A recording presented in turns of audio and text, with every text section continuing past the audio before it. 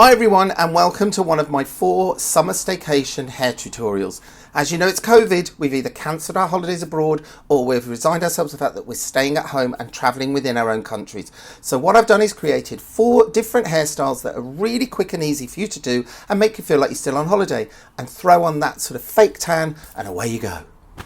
Don't forget, if you love this video, go and subscribe to my channel to see more. There's nothing cooler than coming out of the sea and having that wet hair look. This has become a fashion look too, so here's how to create that look yourself and wear it to go out of an evening also.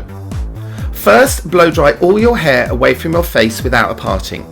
It doesn't have to be the most perfect of blow dries, and if you have curly or wavy hair, just smooth out all the top section to just below the crown. Next, section your hair off just below the crown and take some Redken Wax Blast 10 spray wax and spray into the roots and mid-lengths. Take approximately 1-inch sections across the head, moving towards the forehead, and on each section spray more of the spray wax blast at the roots and mid-lengths. Comb back each section as you're going along so you can move on to the next one. It's important to be this methodical so that your hair will stay back off your face once you've finished.